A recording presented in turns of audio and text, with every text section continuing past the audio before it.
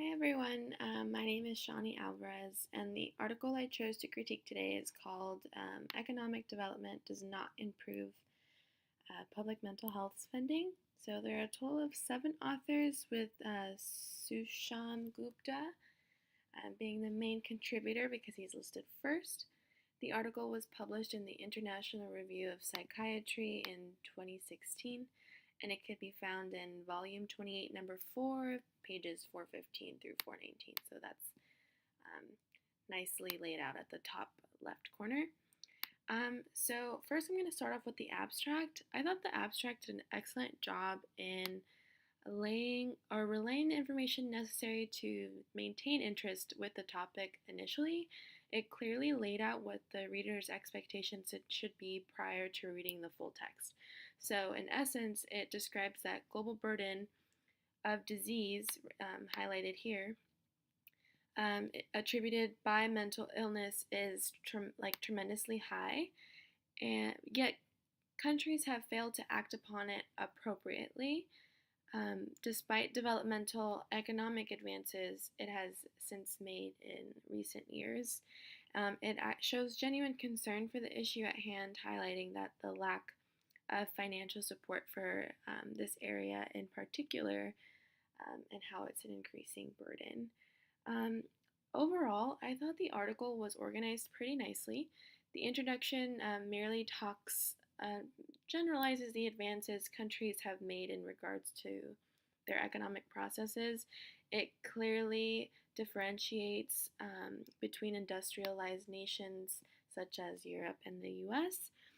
For those who have definitely had it a lot slower, such as Southeast Asian tiger, and Latin America.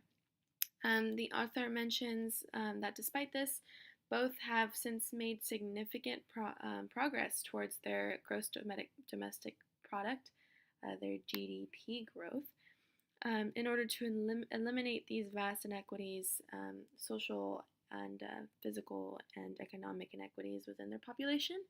It explains that the manner in which they've improved and what they are currently doing now to sustain that growth. So this has since turned into overall urbanization and globalization in their countries. Additionally, they just say that we aren't to be fooled because this globalization and urbanization has made the gap between the rich and the poor much wider. And in fact, it might even emphasize the idiosyncratic differences among these groups. My only critique is that it jumps rather quickly from this idea, talking about the advances that they have made, and it quickly goes over to this statement here: mental health spending continues to lag behind that of physical health and remains a source of concern. I thought this was something that you see throughout the article at various time points once you're reading. In this next section, I thought the sentence mental health awareness, diagnosis and treatment, as well as funding, have traditionally lagged behind that of physical health everywhere. I think this is the ultimate claim the article is trying to make, and I thought it was settled in very nicely. It set the introduction to the problem that the authors are trying to highlight, and the subsequent evidence that they give us throughout the rest of the article supports this statement quite effectively. There was definitely one sentence I wish they expanded on more. So it is down here somewhere.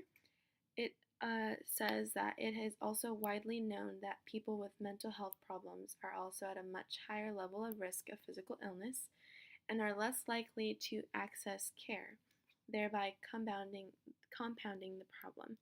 I thought this was a really important thing to highlight because mental health disorders are often silent diseases. And I wish that they talked about the stigma behind this issue in itself, because this is just as much as a social problem as much as it is a physical one. And another sentence I want to talk about is down here. It was saying that unfortunately policymakers, insurance companies, health and labor policies and the public at large all discriminate between physical and mental problems. And I think this is also a really, really significant point to make in the article as well.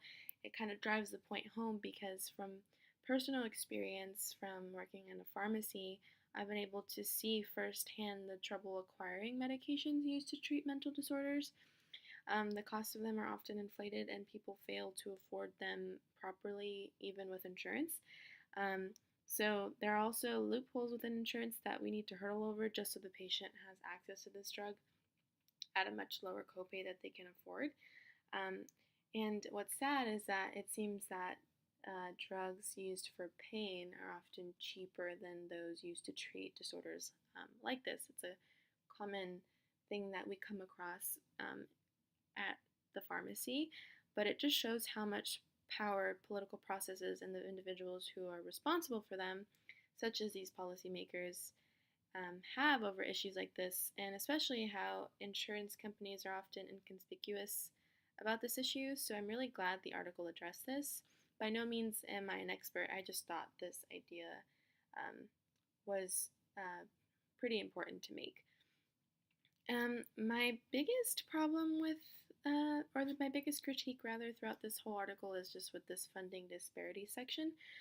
The abstract made it appear that they were going to talk a lot about this funding disparity shared among all countries. In the so additionally, like in the abstract, we saw terms such as economic strata or the economic state found within different countries. But I thought the statements within this section were a bit generalized, and I would have preferred to see specific instances of how these countries allocate their funding. Rather, it addresses these countries as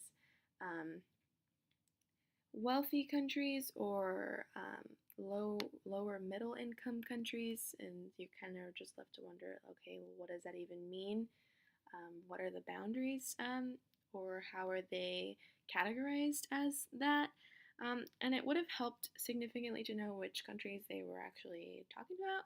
I understand they're trying to highlight that these countries, in essence, share one common thing, which is that regardless of their economic circumstances, funding towards mental health overall is very poor. But I think the article could have maybe been a little bit stronger had these countries been identified. It just appeared a bit vague. And one of my, I think one of the pros of this article for me was this entire section here. And it's starting with the subtitle. And I thought it was a really strong heading, No Public Health Without Mental Health. And I think we often consider public health issues in regards to hygiene, sanitation, access to care, like a variety of things along those lines. But I feel like here they are really emphasizing the importance of the issue at hand. And even with something as simple as this title, I thought it was a really powerful statement to make. Here they talk about community-based psychiatric care as the positive alternative from institutionalized settings. And regardless of treatment, these facilities fail to, both of them, for whatever country, they fail to gain adequate funding to sustain them in the manner in which they probably should. I'm sure we're familiar with like the horror stories we've heard within institutions and asylums, often being understaffed and the patients being neglected or in malnourished states. So I wish they relate, but one of the most important things that I found within this is I really wish they emphasized on what community-based psychiatric care meant and what exactly that entails for the providers and what that entails for the patients. And throughout this article, it talked about the differences in funding, so private versus public funding. It also talked about, it gives more specific instances of like what each country is doing in regards to mental health spending, but one of the most important takeaways is that mental health spend remains a minuscule proportion of total government health spending and below 5%. But also throughout this, it just says, Mexico and South Korea have seen some increase, and it's just statements throughout this section here that are quite similar in regards to different countries like Saudi Arabia, Africa, Southeast Asia. One of the things that I also wish that this article talked about are the differences in the country's outreach for mental health as of right now. So this is more funding based, which is definitely an important issue, but I think it's definitely important to acknowledge the differences in healthcare within these countries. So like private versus public insurance in the US is for an example versus universal healthcare in Europe. It's really important to see how these interact with the economics of the country, to see what's being done and what the limitations of treatment are and how that inversely affects the economics and how the insurance is run. And in this last section, before it jumps into the conclusions, I thought it was really neat how they included this little portion here because it's something that I didn't even know about. It's the Principles for the Protection of Persons with Mental Illnesses and the Improvement of Mental Health Care, and it's adopted by the United Nations or the UN, and it seeks that basic standards of mental health care provided for people diagnosed with mental disorder and their rights upheld. It's definitely not something I knew about, and I didn't know that this protection was offered towards individuals who have severe mental illnesses. And I think it's really important that they get that affordable care within their community because we've seen that without that, we see very poor outcomes in marginalization in society, and that would surely affect how the economics are run within that country. And if this is something that's occurring and we're resorting individuals with severe mental illnesses designated by SMI, we can see them being pushed as, an insufficient member of society, being pushed to those lower standards versus those who are wealthy and perhaps have that access to care. So it's honestly just something that's cyclical in nature, I think, and I feel like mental health is something that we often see the disparity in the wealthy and the poor, just as we would see anything else.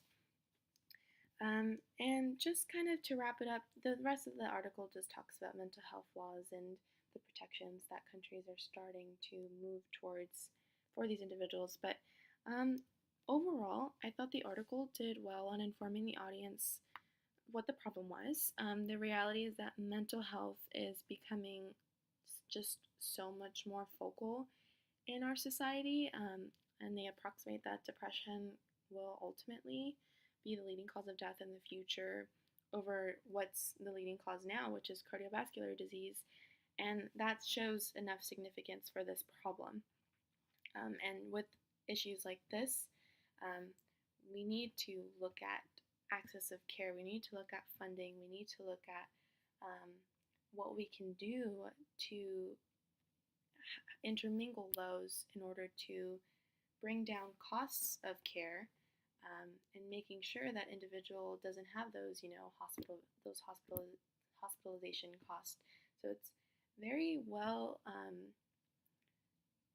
it's just very apparent within the economics of each country. The article did a great job on emphasizing the need for countries to use their economic advances to their advantage for other things.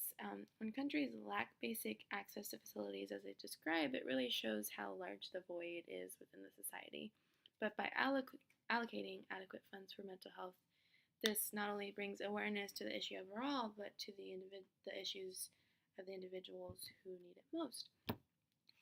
So that's basically just the gist of the article. Thank you for watching this video. I really appreciate the time it took you guys to listen to it. Thanks.